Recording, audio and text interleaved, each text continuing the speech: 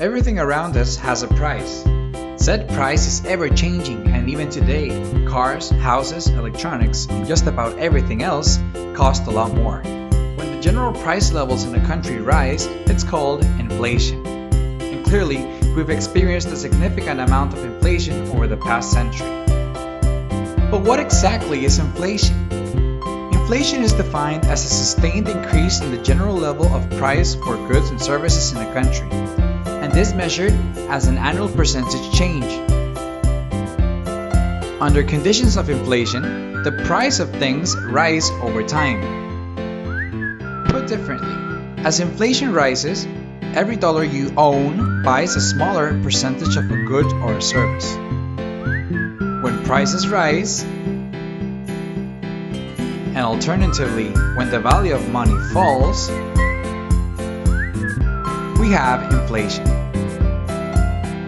The value of a dollar is expressed in terms of its purchasing power, which is the amount of real tangible goods or actual services that money can buy at a given moment in time.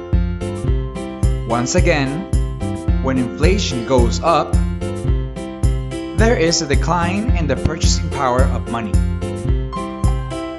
For example, if the inflation rate is 2% annually, then theoretically, a dollar worth of candy in 1 year will cost $1.02. Sadly, after inflation, your dollar does not go as far as it did in the past.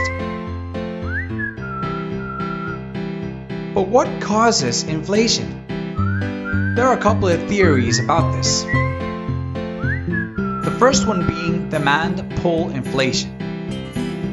This theory states that inflation is caused by the overall increase in the demand for goods and services, which bids up their price. This theory can be summarized as too much money chasing too few goods. In other words, if demand is growing faster than supply, prices will increase. This usually occurs in rapidly growing economies. Another theory is the cost-push inflation. This theory states that inflation is caused when companies' cost of production go up. When this happens, they need to increase the prices to maintain their profit margins. Increased cost can include things such as wages, taxes, or increased cost of natural resources, or even imports.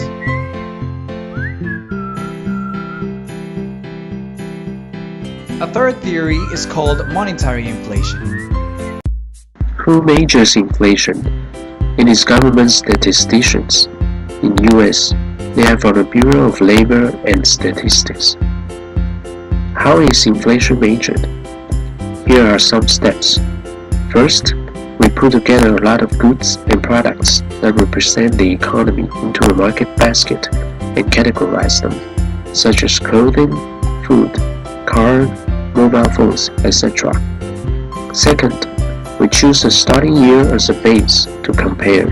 For example, 1913 is the chosen base year and the index number is 100. Third, we compare the price change of the items in the market basket over time. For example, assume a car costs $1,000 in 1913, $1,500 in 1923, and $2,000 in 1933. Finally, we choose a price index method such as CPI, Consumer Price Index, to calculate the result and compare to the base index. Using CPI's formula, we can get the following result. For 1913, the base index is 100. For 1923, the index is 150. And for 1933, the index is 200. These numbers represent the cost of the market basket as a percentage of the cost of the identical basket in the starting year. What are two main inflation index measurements in the US? One is Consumer Price Index, so-called CPI, just as mentioned. It is a measure of price changes in consumer goods and services, which is from the perspective of purchasers. The other is Producer Price Index, called PPI. It is a family of indexes that measure the average change over time in selling prices received by domestic producers of goods and services, which is from the perspective of sellers. The PPI is interpreted similar to CPI, but with some differences. The first difference is targeted goods and services.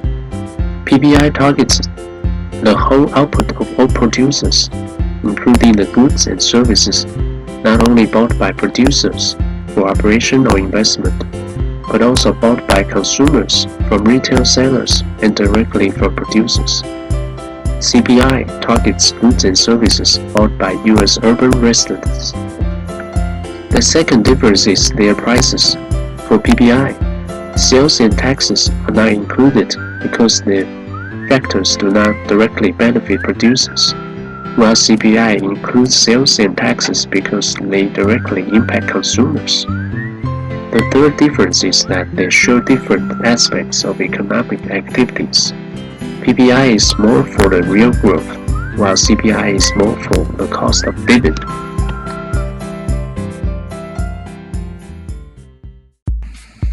Inflation and interest rates. Let's have a look at the model ADAS that points out relation between inflation and real product. Interest rates influence planned aggregate demand, therefore central bank can in the short run, thanks to the change of interest rates, influence real product or inflation. Central bank tries to achieve maximum employment, stable prices and a good level of growth. As interest rates drop, consumer spending increase, and this in turn stimulates economic growth, which can spur inflation. Very quick growth might result in hyperinflation. However, economy with no inflation has essentially stagnated and can experience a deflationary spiral. Real interest rate equals inflation minus inflation expectation. It means central bank does its decision according to the real inflation as well as according to the expected inflation. Fisher's effect puts together nominal and real interest rate with expected inflation rate. The real interest rate is the higher the lower the inflation rate we expect. As interest rates drop, inflation rate grows up. Central bank raise up nominal as well as real consumption, investment, government expenses and net export that are negatively dependent on real interest rates. Therefore, central bank increases interest rates to follow targets of their monetary policy. Growing inflation increases inflation expectation. Higher inflation because of production gap and economy above its potential influence expectation of companies, household and government would all expect higher inflation in the future. Therefore, central banks limit aggregate expenditures. In case of slowing inflation, central bank can ease monetary policy, decrease real interest rate and revitalize planned spending. Central bank has to increase real interest rate to diminish total aggregate expenditure, inflation rate, and inflation expectations. Inflation and unemployment. There exists a substitute effect or trade-off between inflation and unemployment. Growth of inflation means decrease in unemployment rate. But why? The explanation can be provided by a flip curve. Original flip curve described in 1958 says there is an exact level of unemployment that is connected with stability of nominal wages. It means it doesn't cause changes in nominal wages. The unemployment rate that is characterized by stability of nominal wages we can call the natural rate of unemployment or rate of unemployment that doesn't accelerate inflation in a euro. Unemployment rate we can describe as deviation between real and natural rate of unemployment according to this equation, where coefficient A represents the sensitivity of growth rate of nominal wages to deviation between real and natural rate of unemployment. On the graph, the left side of the graph symbolizes growth rate of nominal wages. If real unemployment is lower than natural rate, it causes higher growth rate of nominal wages.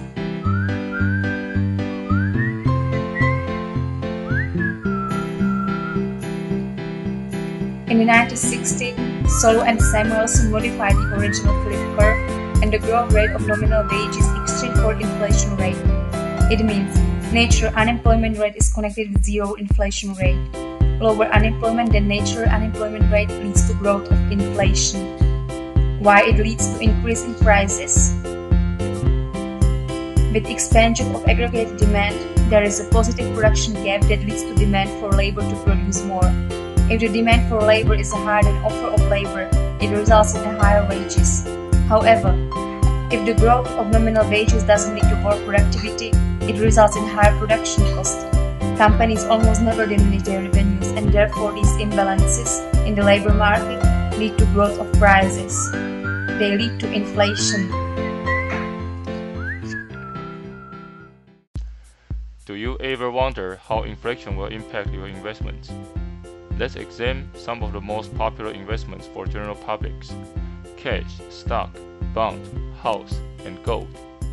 Since you always have to stage some cash before making any investment, let's talk about cash first. What will happen to cash during inflation? Remember, inflation is a synonym of loss of purchasing power. It's not difficult to guess a pile of cash will worth much less during inflation. In other words, there are better choices than saving money in your bank account. Better choices than saving? It must be bond, since the default rate of government and investment-grade bonds are almost zero, and bonds bear higher rates than saving account. Not exactly true if inflation is taken into consideration. Assume the YTM of your bond is 3%, while inflation is 4%, then the real return of investment on bond is actually minus 1%. If bond is not working, then maybe stock would do the trick. Assume you spend your saving to buy the share of some company. Will inflation eat your investment in stock? The answer is no, because in the long run, companies' revenue and earnings are generally increased at a similar path as inflation. In fact, companies like Yahoo may look more like Facebook because their revenue is bloated by inflation. Besides bond and stock, another widespread investment target is gold. The scarcity of gold mines makes gold a perfect store of value whose price is resistant to inflation. The value of gold is recognized not only at every corner of the world, but also lasts across human history. No wonder there are stories about discovering gold coins underneath grandma's bed. Among other investments, for most of us, house is probably the most significant one. The money you have to spend on a house is so large that we could easily lose our sleep if it depreciates for any reason. And inflation goes up, thankfully, the price of your house generally goes up too, since the price of materials used to build a house become more expensive. Disclaimer: the opinions expressed in this video do not constitute investment advice, and independent advice should be sought where appropriate. Thank you. Conclusion. What did we learn about inflation? After we've heard so many things about this topic, the question still remains: is inflation good or bad for us? The answer to this question is fairly simple, and I will explain why. You should know now that inflation is neither good nor bad for us because its impact depends on the personal situation of every individual. Nevertheless, we want you to finish the video with some key takeaways about inflation.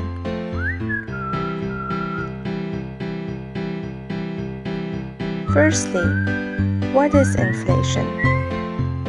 After this video, you should know that inflation represents an increase in general level of prices for goods and services. Secondly, when inflation happens and prices go up, it automatically means that the value of money declines.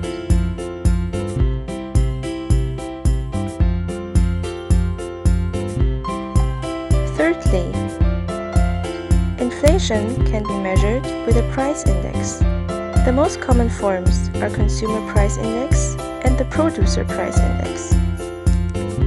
Fourthly, variations on inflations include disinflation, deflation, hyperinflation, and stagflation. Fifth, be very careful. Inflation can pose a serious problem for fixed income investors. It is therefore extremely important to understand that nominal interest rates are not the same as real interest rates. Sixthly, when we have inflation and there's an increase in prices, what to do? You can invest in stock, gold, or housing. This will make you a happy investor that keeps its money valuable. And with this, we would like to send you on your way. This is the end of our inflation story. Thank you for watching.